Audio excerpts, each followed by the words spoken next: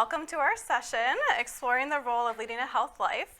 And today we're going to talk about HS nutrition, nutrition for wound healing, anti-inflammatory lifestyle tips, and we have a live recipe, demonstration, and food tasting.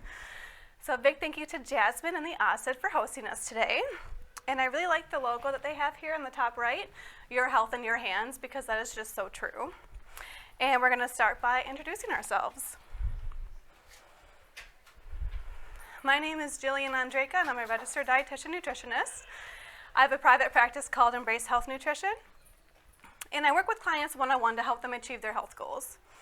I started specializing in HS because I have it too, and I noticed it when I was about a teenager, probably like some of you here, and I started to notice a connection between what I ate and my flares.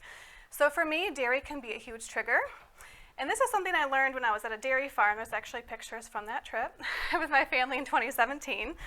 We were, checking out the animals. At the end, we're drinking a lot of milk and having ice cream, of course. We all bought gallons of milk. So there I was, the next few days drinking all this milk. And then I had multiple painful flares. So that was really a big aha moment for me. Okay, I think this is a connection. And so a little while later in 2019, I wanted to learn everything I could about HS. And you guys might be feeling the same since you're here at this conference. So I went to the 2019 Symposium on HS Advances, and that was hosted in Detroit that year. And I was really amazed at the degree of compassion, enthusiasm, and drive in the close-knit community. And you're probably also seeing that because there's some of the same speakers that were in 2019. So that's great.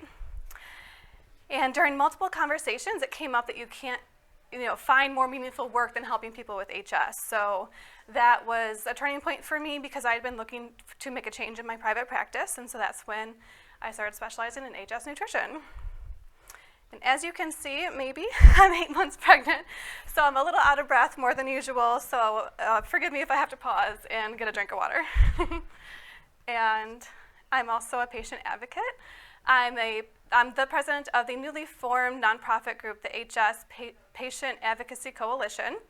And this coalition is made up of different HS support groups and patient advocates. And the picture on the left is from the SHSA in 2022, where we first started working together.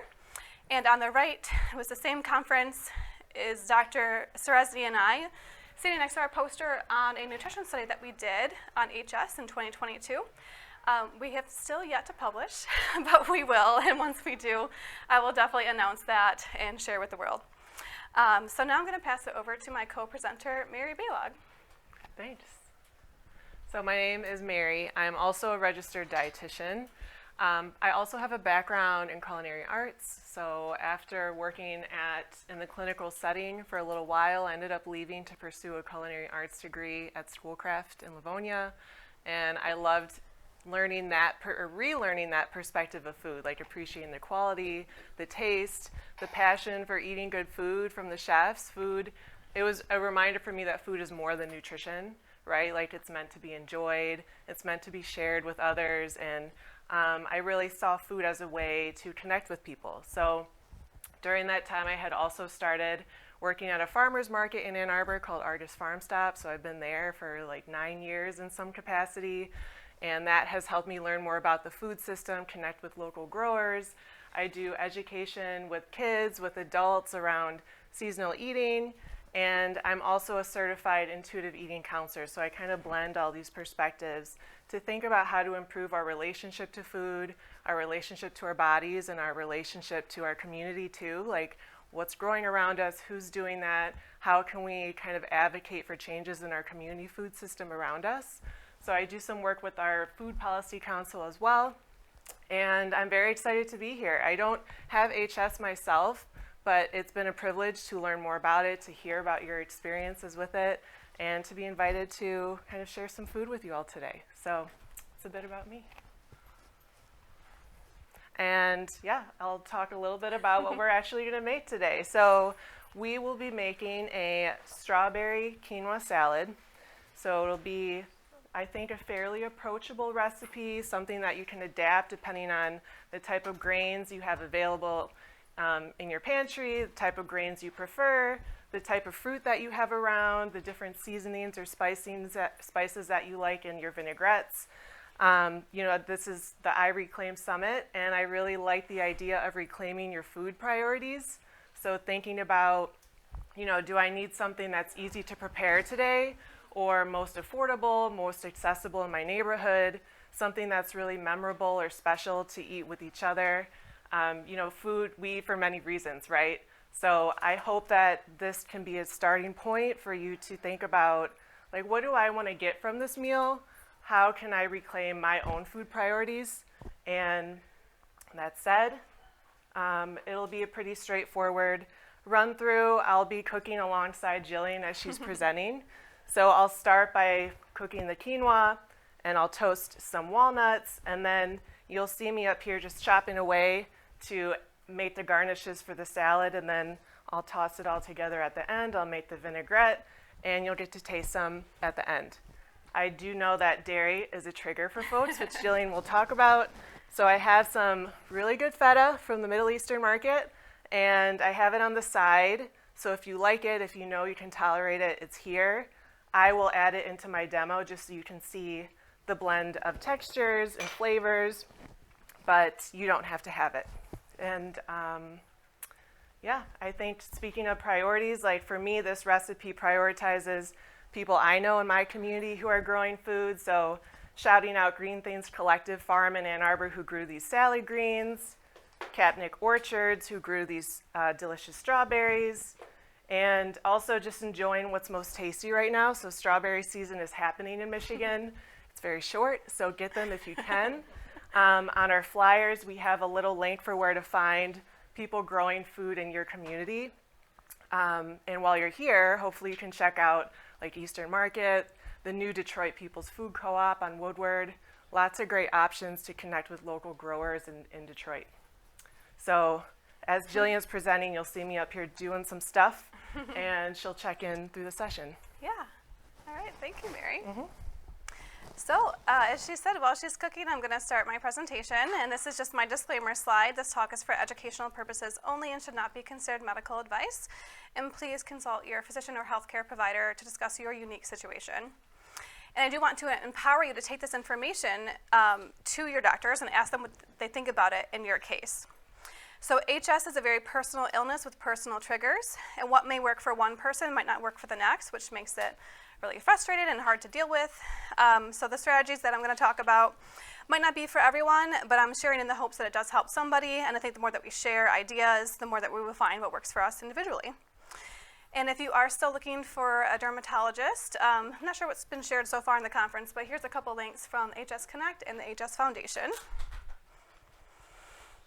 All right, so what is HS? If you're here, I think everybody knows, but we just want to make sure everyone's on the same page.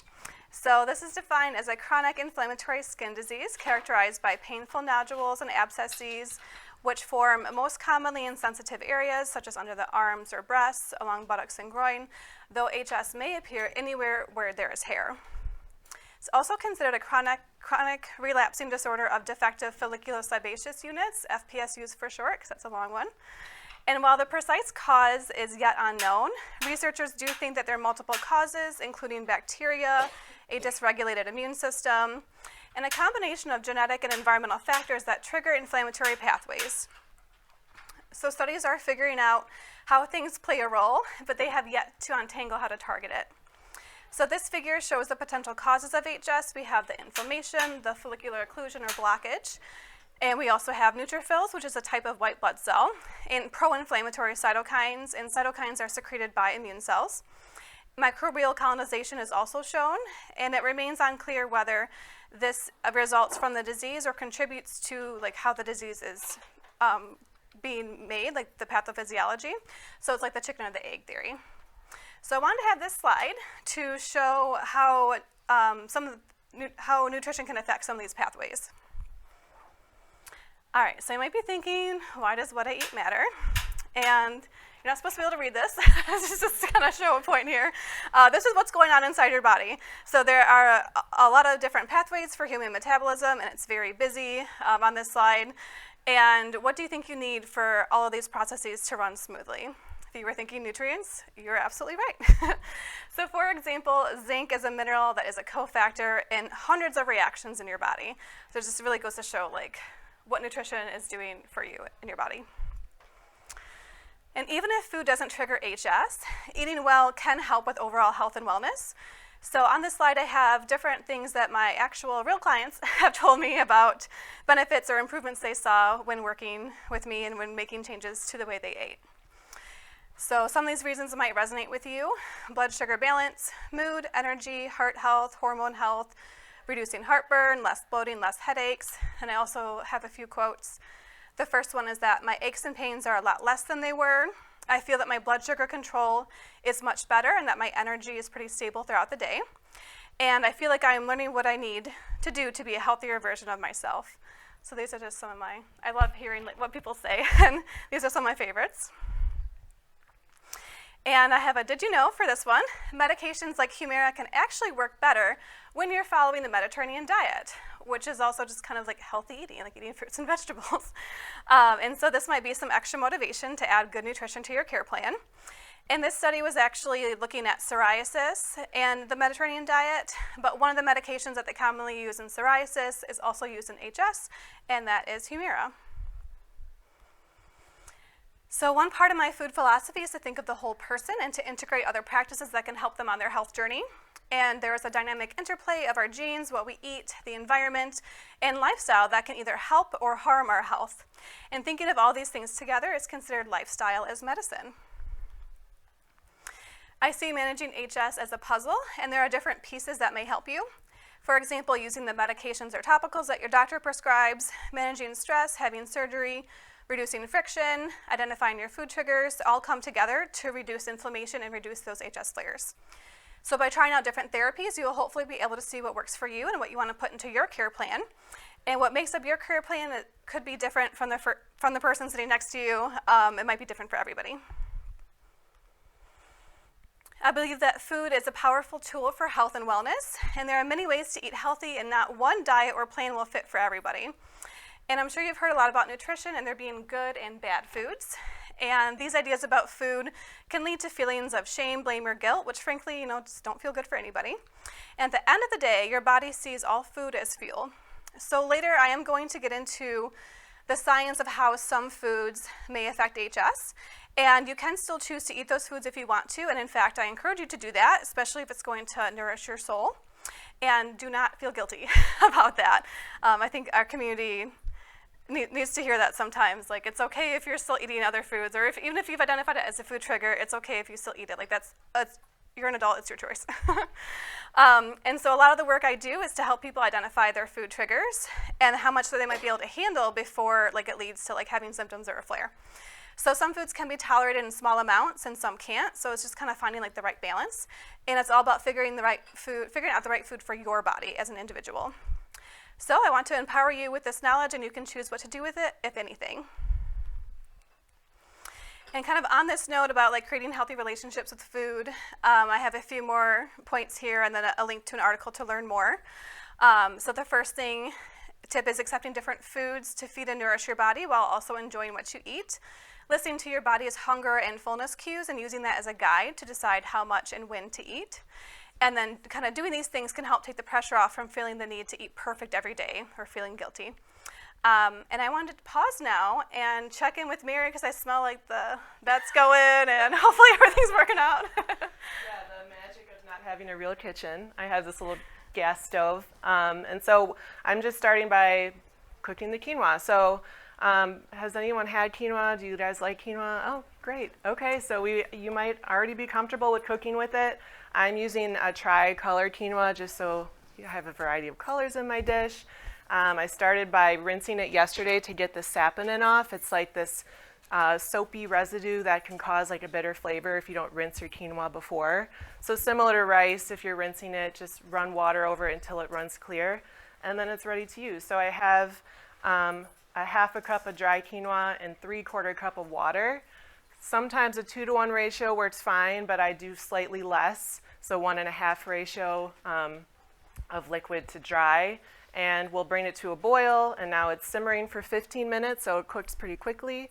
We'll let it sit, and then cool off, and then I'll start prepping the other things. So for now, we're just simmering the grain. All right, thank you. So I wanted to share a couple of my favorite quotes here. "Let food be thy medicine and medicine be thy food" is a quote attributed to the ancient Greek physician Hippocrates nearly 2,500 years ago. And another quote kind of related is that all disease begins in the gut, which I like to reframe to good health starts in your gut.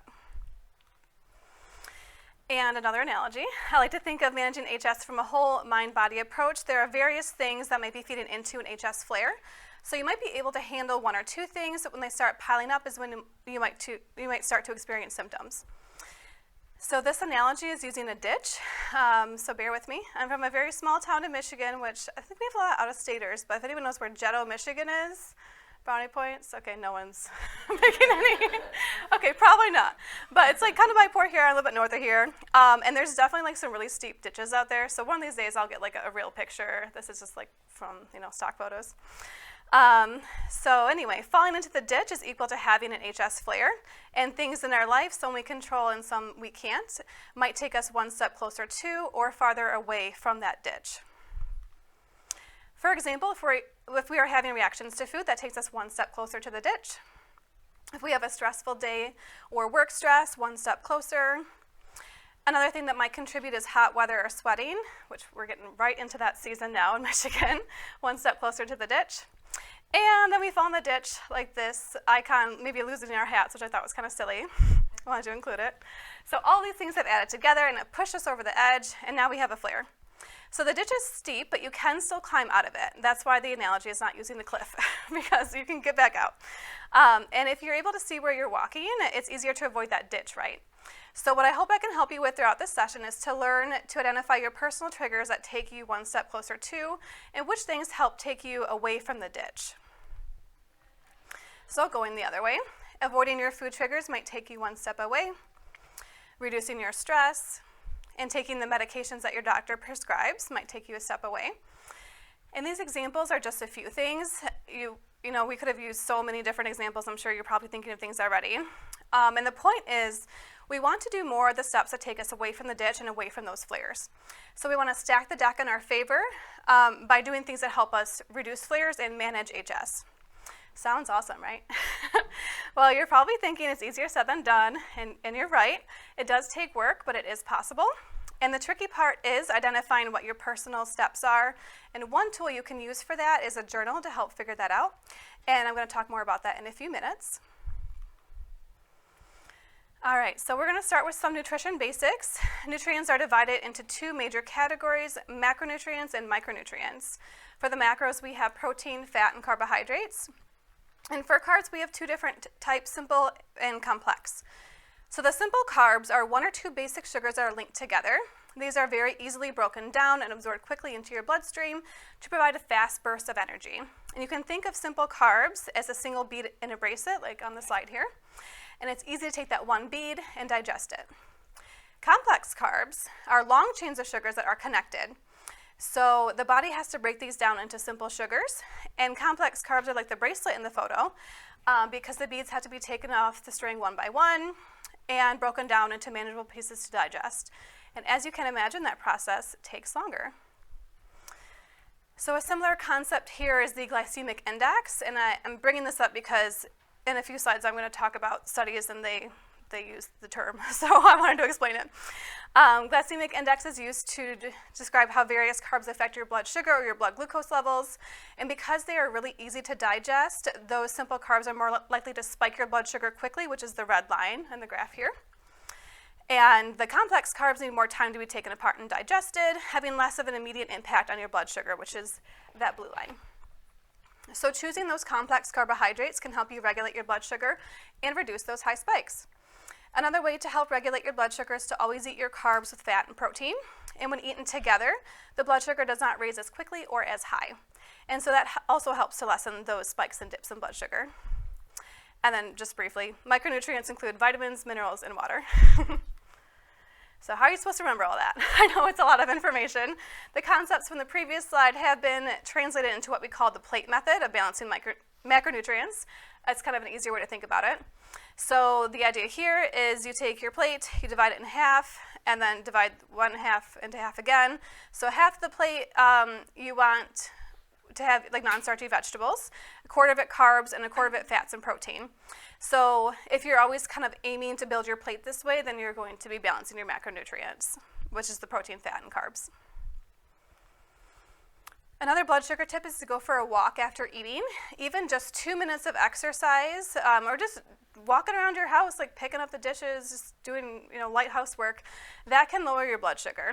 And it's kind of like magic, and something I highly recommend if you can fit it into your lifestyle. I know it depends on like what you're doing or if you're working or whatnot. So one simple change is that you can try to make it a point to eat a good source of protein with your meals and snacks. This will help balance your blood sugar and over time improve your health and prevent disease. And I'm going to pause here to see how Mary's recipe is progressing. Yeah, so we've got like 5 minutes left on cooking the quinoa. So once it's done, I'm resisting opening the lid, right? Like you want to be patient and just trust that it's happening in there. And then after 15 minutes, I'll remove it from the heat and let it sit still covered so it's still steaming in there. And then we'll be able to fluff it up, and I'll be toasting nuts and chopping some things. But I think like going back to that image of the plate, it's like even if your plate isn't divided that way, you can still have these combination meals, combination foods like salsa or sofrito or soups and sauces, like all of those things count too. And so the salad kind of contains a variety of macronutrients in the grain and the fruit and the veggies. So, yeah. That's a good point for sure. So next up, we have wound healing. So in HS, we have a lot of wounds, so I want to share this handout. And I forgot to mention at the beginning, but I'm going to be sharing all the slides. So on the flyer that was on your seat when you came in, there's a QR code. So you have access to the slides, these handouts, and the recipe. So you don't need to worry about taking notes, which I should have said first, sorry. So you'll have this handout. So first item on the list is protein. This helps with blood clotting and strong skin, and you can find it in foods like meat, eggs, and beans, etc. And just to note, the food sources that I listed here are just like the highest concentration or most common food sources, but there are others as well. Carbohydrates provide energy to form blood vessels and new tissue, and you can find those in whole grains like oatmeal, rice, and other foods. Fatty acids help with the formation of cell membranes and the insulation of nerves, and is found in foods like avocado, olive oil, nuts and nut butters, and fatty fish. And vitamin A regulates blood vessel formation, which has a role in scar formation and collagen production. And you can find vitamin A in green leafy veggies, sweet potatoes, carrots, and squash, just to name a few. Vitamin C is well known for its role in wound healing. It acts as an antioxidant that protects cells from free radicals and the damage from them, and also helps to make collagen. You can find vitamin C in oranges, kiwi, grapefruit, bell peppers, and broccoli. Vitamin D is anti-inflammatory and also helps with collagen synthesis. Vitamin D is found in fish, mushrooms, and fortified foods. Most people are deficient, and especially living in Michigan. I'm not sure where everyone in the audience is from, but if you're in like a northern latitude, you're probably vitamin D deficient. So you can check into that, and most people benefit from a vitamin D3 supplement. Zinc is another one that's well known for wound healing. It helps support the immune function and helps produce collagen. You can find zinc in beef, chicken, and whole wheat. Beef, chicken, tofu, and mushrooms. Sorry, I was looking at the wrong one. Selenium is the next one. This is a key component of antioxidants and is found in sunflower seeds, tuna, chicken, and whole wheat. That's the whole wheat one. And also to know at the bottom here, when your blood sugar is high, that actually affects how well your body can heal itself. And high blood sugar makes it harder to heal. So this is just another reason to kind of think about like nutrition in the context of health and healing, and balancing your blood sugar also to optimize your ability to improve your wound healing. All right, so let's talk about how nutrition might play a role in HS. In research studies and other diseases, there is quite a bit of evidence showing certain foods that can help with inflammation, but we don't really understand why they have those beneficial effects. And we also don't fully understand the connection between nutrition and HS, but the research articles do have various theories. So the first is that foods can decrease the production of inflammatory mediators in the body. And the second is that the effects are through the gut-skin immune axis. foods influence your gut microbiome, and this has an impact on systemic immune response. High fiber foods feed the good microbes in your gut, and a high fiber diet provides a positive balance of microbes. So the good gut bugs make something called short chain fatty acids that strengthen your gut wall. And a strong intestinal barrier helps microbes and other large molecules from escaping your GI tract and getting into your bloodstream. And fiber is found in foods like beans, whole grains, nuts, seeds, brightly colored fruits and vegetables. Now getting into some of the research articles. So here's that word glycemic again. So a high glycemic diet is thought to activate HS, and on the other hand, eating to control your blood sugar can help improve your health. So a low glycemic diet is high in fruits, vegetables, fish, and lower in carbohydrates. And we have several studies on vitamin D in HS. HS has been associated with a major vitamin D deficiency. And in this study and other studies, many people with HS were vitamin D deficient. And when they were given supplementation, their HS nodules significantly decreased and their HS improved. You can get vitamin D through sun exposure and also through some foods. Here are the foods you can focus on: salmon, tuna, egg, and dairy. And as you can see, that list is very short. So for most people, it's hard to get enough of vitamin D from the sun and from food alone. And in those cases, supplements are needed. So it's always good to check your supplement use with your doctor because they kind of interact with medications and food. So I have that disclaimer here for a couple of these. And very similar to vitamin D, lower levels of zinc have been associated with more severe HS disease. Zinc is anti-inflammatory and anti-androgenic. Androgens are a type of hormone. And in one study, taking 90 milligrams of zinc gluconate helped people with HS achieve remission. Food sources of zinc include beef, pork chop, beans, chicken, and pumpkin seeds. And in general, supplementing with minerals can cause some GI upset. So that can get better if you take it with food and start with a low dose so you can adjust it. So start low and then slowly increase. And it's also better to think about supplements and buy supplements that are in a form that is best absorbed by your body. And they don't have to process it into different things, like in the metabolism I showed you, sometimes your body has to process the food into different forms. So if you're already buying the form that's best absorbed, then you don't have to worry about hey, did my body process that properly? So for zinc, I like zinc picolinate. And actually taking zinc supplements long-term can cause a copper deficiency, so it's best to take a zinc supplement that has a little bit of copper in it, and the ratio is about 15 milligrams of zinc to 1 milligram of copper. A Mediterranean diet has been recommended for HS. Most people have probably heard of this before. I think we talk a lot about it in the media. And the foundation of this diet includes vegetables, fruits, herbs, nuts, beans, and whole grains. So even across these different diets, it all goes back to eating fruits and vegetables, balancing your macronutrients, just kind of eating healthy. And this diet is known to be high in antioxidants and polyphenols. And the Mediterranean diet is thought to decrease HS severity through its anti-inflammatory effects. So this is a summary slide for foods that you can eat to potentially help your HS. So we talked about most of these things. I just wanted to summarize. So eating that low glycemic index pattern, high in fruits and vegetables and fish, lower in carbs, choosing those complex carbs instead of simple carbs, getting more vitamin D, eating anti-inflammatory foods. You can also do an omega-3 supplement for that. Omega-3 foods would be lower mercury fish like salmon, shrimp, tilapia, or foods like olive oil, chia, flax, or hemp seeds. And then the supplements like EPA and DHA fish oil or cod liver oil. Choosing to eat more zinc foods or supplements. And one thing we didn't talk about but made the list is incorporating turmeric, which is very anti-inflammatory, into your cooking or recipes. This next slide, these foods may or may not cause symptoms. So that's why I have the with caution, because I never know. We know how an individual will respond, and it's best to use a food symptom journal to identify your personal triggers. So things you might want to consider: limiting dairy, limiting brewer's yeast. And brewer's yeast is an ingredient in bakery products like bread, pizza dough, pastries, cakes, and it helps those products rise. It's also used to produce beer, wine, and cheese. Nightshades are problematic for some people, but again, not everybody. And that includes eggplant, tomatoes, goji berries, Cape gooseberries, white potatoes, ashwagandha, peppers, and spices made from those peppers. You can also think about limiting red meat, which is beef, pork, lamb, venison. But on the other hand, these foods might all be okay for you. Everyone has an individual response. And I'm hearing some chopping over here, so I wanted to check in with Mary, see what excitement she has going on. Yeah, so you see that I've finally shifted to toasting the nuts. So the quinoa is sitting, and I just have some walnuts here. You can use whatever nut or seed you like to add the nuttiness and some crunch to your salad. Whatever fits your budget. I go for sunflower seeds a lot because they're pretty affordable. But if you want to elevate it, you could spring to get some pine nuts too and toast those.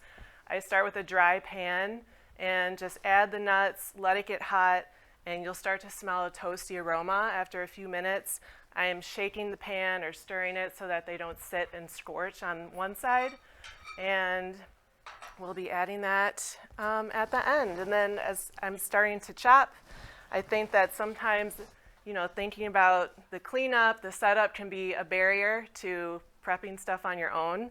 But having a little bit of organization, you don't have to go all cooking demo setup, but something I like to have when I'm at home is a little container for compost scraps or other food scraps so I can keep my cutting board clean, and a little trash nearby, or just some way to be a little organized in that sense so you don't end up with a crowded cutting board. You can keep your hands safe while you're chopping and keep it tidy. So I just finished chopping some fresh mint to add, a nice little spring fragrance to the dish. So that's what's happening. Okay, great. So I highly recommend keeping a health journal to help you identify your triggers. It's kind of like being a detective to figure out what things might trigger your HS and help you manage it. So to help you, I worked with HS Connect to create this template. There's a place to write down the date of your flare, and then try to think back to everything that was happening around that time or right before you had the flare. And you might be able to identify some things that could have triggered it. So this journal is based on a literature review I did of the HS articles on lifestyle and food. And as I mentioned, a copy is available when you scan the QR code. So here are some more quotes from my clients about the journaling process in particular. It can be so helpful in helping to manage your HS and learning what your triggers are. So I'll just read them quickly. It feels pretty good. I'm aware and in tune with my body. I'm definitely more aware of what's going on with my body. Before, I didn't put two and two together. I just lived with it. And I've heard that one quite a bit. And also the next one's popular. I learned that stress is a big trigger. I didn't pay attention before, but I'm noticing that stress is a trigger. It's amazing to see trends. So I'm going to end with summarizing the tips for each topic. Nutrition we already covered. Stress management includes techniques like mindfulness, a gratitude journal, deep breathing, and anything that can help you relax, such as listening to music or talking to a friend. Getting enough sleep can help lower inflammation in your body. Wound healing occurs during sleep. And the National Sleep Foundation recommends 7 to 9 hours for adults. Positive relationships can have many benefits for physical and mental health. They can improve your immune, endocrine, and cardiovascular functions, leading to less wear and tear on your body. And I linked on this page some of the HS support groups that you can check out. And hopefully, in this conference, you've been meeting new friends, making connections that you can use for support. Movement can lower inflammation and boost your mood. Low intensity and low impact exercises may be better for HS, such as yoga, Pilates, swim. And swimming can reduce friction because the water is like a lubricant, and chlorine might also decrease your bacterial overgrowth, which is helpful. You can also think about like static muscle work, like with weights, that doesn't involve or invoke a lot of sweating. And if you have an active HS lesion, the recommendation is to be careful about the workout and keep that in mind, cover it up. Maybe do something that's less irritating to that area. Start with a lower amount, work your way up. So maybe just 5 minutes a day is what you can fit in, which is great. And then if you want to work up to 10 or 30 minutes a day, that's great. Choose something you enjoy doing, because if you don't enjoy it, you're probably not going to do it. So find an activity that you like. And of course, give yourself grace when plans change. Like if you can't make it to the gym, just let it go. So by trying out these different therapies, you'll hopefully be able to see what works for you and what you want to put into your care plan. And these might be different for everyone. So what is one thing, you can just think about this to yourself, what is one thing you could start doing to improve your health? And in the interest of time, I'll just keep going. I love this quote. I have found the best way to give advice is to ask the person what they would like to do and then advise them to do it. So that's what I'm saying to everyone in this room. Whatever you were just thinking about a minute ago, that's a great idea. So now it's time to go out and try it. If you want to know more, one of the services I offer is my HS course. You can purchase the recordings. I also have a course, self-paced virtual, for supporting basic cooking skills while exploring health benefits of food. There's 12 culinary lessons, and there's also meal plans for each lesson. One tool that might help you reach your goals is some help with meal planning. So I partner with this meal planning software called Living Plate RX, and you can use it as a tool for like a few weeks or a few months to kind of like figure out how to cook or what you want to cook, learn some recipes, print them off so you have them like forever. And this is something that you can try. It's on my website for free for 3 days. And I want to thank you for your time and attention. This is my cheesy encouragement slide. So you can do it. And we will end with Mary's wrap up and tasting the sample. Nice job. And I love that there's mint in the recipe. Yeah, So I just thought that too. when you eat the mint, you'll feel encouraged. Awesome. So yeah, a lot of what Jillian was talking about is in the salad today. Like there's vitamin C in the strawberries. The dark leafy greens are also a source of nutrients. We've got green onions. We've got the fresh mint, the feta, the nuts, and olive oil, apple cider vinegar, honey, salt, and pepper. So I'm starting by making the vinaigrette. The nuts are toasted, the quinoa is sitting, and so far I have juiced a lemon. I love this handy tool that catches the juice for you. And I've minced some garlic. So vinaigrette, super simple. It's just going to be half a clove of garlic. My family's Greek, and I eat a lot of garlic, so I put 3 cloves in it. I didn't put as much in the ones that you'll be tasting if you're not into the spice, but I love garlic, so I put a little bit more in. You can measure with your heart. Cooking doesn't have to be as precise as baking, right? So you can play around with it. And so I'm going to start with this garlic. I have 2 tablespoons of olive oil, Stamatopoulos family in Ann Arbor. I have some apple cider vinegar, just a tablespoon. And you can play around with this too. Like you can use avocado oil, whatever oil you have on hand.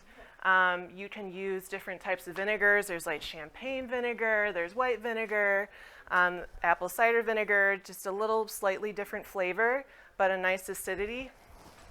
And then I'm going to measure a tablespoon of fresh squeezed lemon juice. I don't always use fresh lemons. I tend to keep a bottle of lemon juice in my fridge just because it's always there. And sometimes you just need it, and that's okay too. You can make cooking your own. You don't have to use everything fresh, whole necessarily. You can factor in like your energy level and your time. And I bought pre-chopped walnuts because why should I chop whole walnuts up here? So you can think about that, like the degrees of convenience for yourself to be practical. What can you add in through the week while also being realistic? So maybe opting for like pre-chopped ingredients where you can, stocking up on frozen, canned items as well. We have some little tips on your cards for how to incorporate more plant-based foods in a convenient way. And so again, like chopping garlic, you can totally buy pre-minced garlic if you prefer that, and that's easy for you. All right, so next we're just going to measure some honey. This is Sandhill honey from Munith, Michigan. It's my favorite because for some reason it doesn't crystallize. It's this nice ooey gooey texture all the time, so it's really nice for cooking because it's easy to measure. So I'm adding a teaspoon, and obviously this is adding some sweetness, so you could experiment. You can try brown sugar, regular sugar, whatever you're in the mood for, maple syrup. You can kind of play around with it. And then a pinch of salt and pepper. And that's pretty much it. Like just a basic vinaigrette is like typically 2 to 1 oil to vinegar. So you can also just eyeball it there, and it doesn't have to be precise. Oops. So we've got the olive oil, vinegar, lemon juice, garlic, salt and pepper, and honey. And just give it a little whisk. And it'll get a little thick as it gets emulsified and everything comes together. And that's it. So if I wasn't talking, that would have been done in like 2 minutes, and you could do that totally easy on your own. And so next, we will start assembling the salad. So we've got our quinoa that's been resting, and give it a little fluff so you can see it's absorbed all the liquid. I used water, but you could use, you could use stock, something else with a little more flavor. I just added salt and pepper to it, but you can add bay leaves, whatever kind of seasoning and blend you want. Bone broth? Sure, yeah, definitely. Add more like savoriness to it. So we'll just kind of pop the quinoa on here. It's still pretty steamy. Normally I would let this cool off because I want like a cold salad, but for the sake of the demonstration, we're getting a little warmth, and that's okay. Your salads will be nice and refreshing when you taste it. So we've got the grain. We've got some nice salad mix, again, from Green Things Collective in Ann Arbor. Check our smells. Oh yeah, go ahead. So again, yours don't have feta, but if you want some, we've got it. So Jillian can hook you up with the feta if you want. So I'm just adding 2 handfuls of salad greens. You could use baby spinach, arugula if you want some pepperiness to it. Again, it's like whatever you find is great. Dark or small pieces of kale. So this is just a mix of different greens. And I will chop my green onions. Get this out of the way so you can see. And so in the spring, we finally get to see all this great produce come through in Michigan. It's very exciting and rejuvenating after eating a lot of root vegetables through winter. And so we see a lot of spring onions, including and also green garlic, like all the fresh little alliums are coming through, which is exciting. So this will add a little bit of kick to the salad, which is nice. Balance out the sweetness of the berries that we'll be putting in. The recipe calls for a 1/4 cup, but again, you can just go with what your heart desires. You could use most of the greens if you want, but I feel like I have plenty in there. And then we have the strawberries. So these are really cute, precious little strawberries from Kapnick Orchards. I believe they're in Britain, Michigan. And they bring us a lot of great fruit. But they're different than supermarket strawberries. They tend to be smaller in size, not as uniform in shape. Just like people, we all come in different shapes and sizes. We're all still wonderful. And so that said, the recipe calls for 5 to 6 large strawberries, but we're just gonna go with what we got. They're super juicy and sweet because they're so fresh and locally grown, and they're a great source of vitamin C. So I'm just gonna slice them up. If you wanted to be fancy with it, you can kind of fan it out in your slices like I did on top of your salads. And again, strawberry season is happening now, so hopefully you have some time to check out the Detroit People's Food Co-op or go to Eastern Market and see who's got some berries, because there's nothing like a fresh strawberry that was just grown and picked right. Exactly. Yeah, they're very soft. So, you might, hopefully the berries are good on your salad. You can give the container a shake. The dressing's in the bottom with the grains. So that's like a mini version of something you could prep ahead of time at home, where you want to pack a lunch. You can assemble a little jar salad with some grains on the bottom to absorb the dressing. Put the greens on top so they don't get soggy, and then you can top it off with your other ingredients.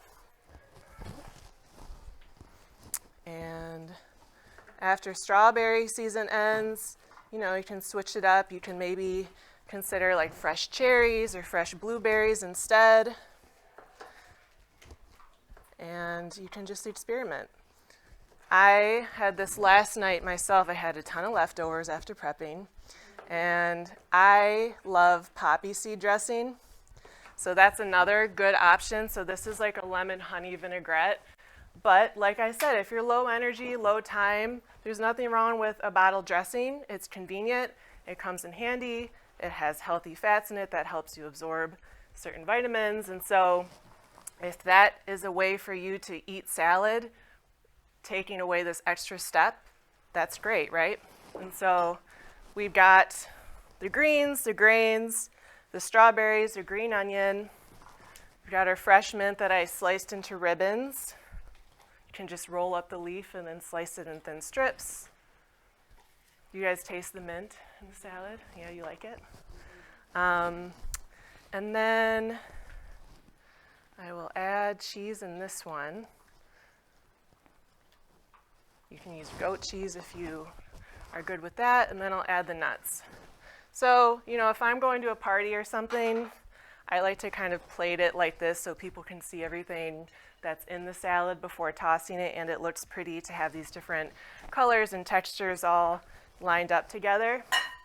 And then the final step is just mixing it all together. So we'll dress the salad. I might hit the grains a little bit more with the dressing so they absorb it. And we'll just mix it together. And so, how long did that take me? You know, the longest part is cooking the grains, you know? So this is something that you could easily prep to save some steps for yourself through the week.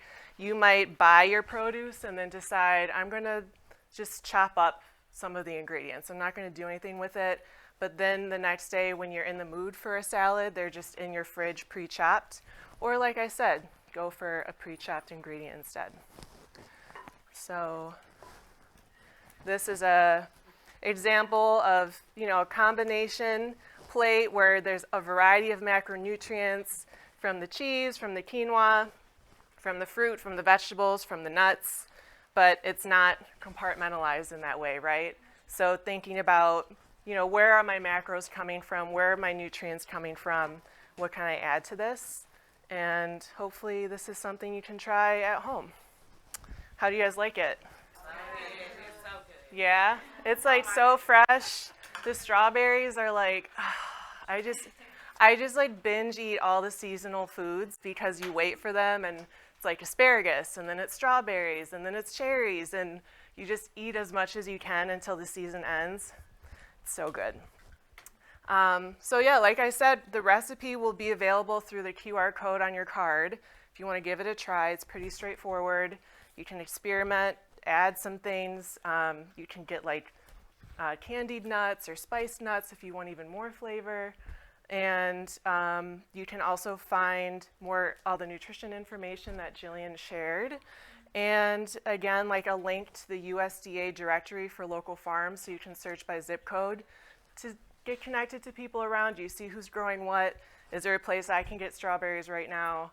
You know, it's worth checking out. So hope you like it. I'm available if you have questions. We have our cards up here, and I really appreciate your attention.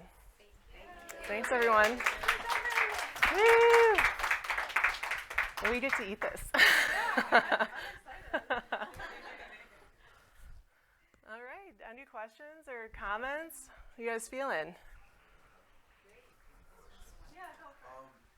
wanted to ask, outside of some of the things, oh, you got a mic, cool, thank you. Outside of some of the things that you listed on the card, as far as like the seasonings that you could use, you mentioned turmeric. I believe there was garlic as well on that list. Do you have any others you would recommend, maybe like with seasoning meats and vegetables and other things? Because I have been incorporating more turmeric, and it's worked out really well. I've been using it to season cabbage, various fishes and chickens and great. things like Yeah. that. But I also heard about oregano too, maybe, and I'm just Mary's curious. actually the chef, so I will let her answer the seasoning question. Yeah, I think, you know, for me, I think about spice combinations in terms of the type of cuisine. So I like to explore different cookbooks from the library of chefs from different cultures, and you can get a sense of like spice combinations that are traditional in, you know, different types of cooking. So, you know, specific spices, really any of them are great except for the ones that were made from the peppers that you mentioned. Right, and that may or nightshades. may not be an issue. Like I said, a lot of my clients are okay with nightshades, so it really just depends. Yeah, I mean, I always recommend just starting with salt and pepper if you're not a cook. Like if you just don't know where to start, just add some seasoning to start, you know, see how it tastes, and that will help it taste good. And then you can add in one at a time, build your spice cabinet. I'd recommend looking up like pantry basics online. There's a number of resources that just offer basic spices, basic oils to have on hand that you can stock up on. But again, from HS perspective, any plant-based food is going to be beneficial with the exception of the nightshades, but you know, a variety of spices is a great way to just add flavor and nutrition too. So personally, I do cook with oregano a lot. Oregano and thyme are some of my go-tos with like some lemon juice and butter, but yeah. Yeah. See, we have a question in the back. I don't have a question. I just wanted to follow up with a suggestion. Oh. So I also looked up different cultural uses of spices in different ways, and I can't remember now what culture it was. It might have been African, but a lot of North Americans only use cinnamon in cooking sweet things like pumpkin pie or, you know, applesauce. But a traditional way of using cinnamon is with the fish and turmeric. I love that. So throwing in some cinnamon could be One of my worth favorite trying. like comfort recipes is coconut stewed red beans, where I use coconut milk and simmer it for a long time, but I add cinnamon sticks to it and cloves and nutmeg. So it's like, you know, Jamaican-ish maybe. Like we have like jerk spice. It tends to include a lot of warm spices. So yeah, think about like, you know, what is food is such a great way to connect with your culture, with other people's culture. And so even though the Mediterranean diet is often promoted, like Jillian said, it really just means like healthy eating. And there's plenty of origin diets, like the traditional African diet, West African, Asian, Mediterranean. You know, there's so many resources out there to look into how to be plant-based or eat more plants in a way that suits you or that's exciting to you. Yeah. So I'm currently working with Jillian, and it has been a pleasure working with her, and knowing what foods trigger my HS has been a huge life changer for me. And getting back to my roots of being in the kitchen and cooking, I missed it, and this has really forced me to explore new things. So if you guys are on the fence and you're like, I don't know if food is a trigger, or if you just want to know, start with Jillian. Like, you would be surprised. So definitely highly recommend her. Yes. In the back. I think we got. I have another comment.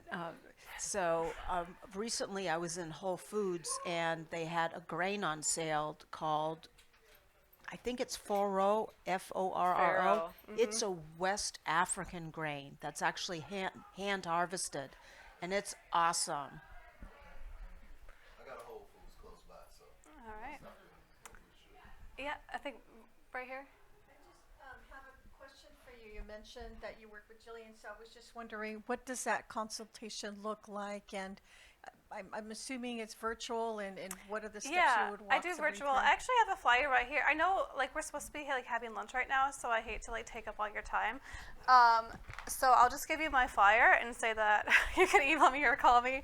I do a food sensitivity testing protocol with a lot of people with HS. That's really helpful to identify food triggers, and they're all virtual appointments. So briefly, that's what I do. And there's flyers and business cards here if you're interested. So thank you, everybody.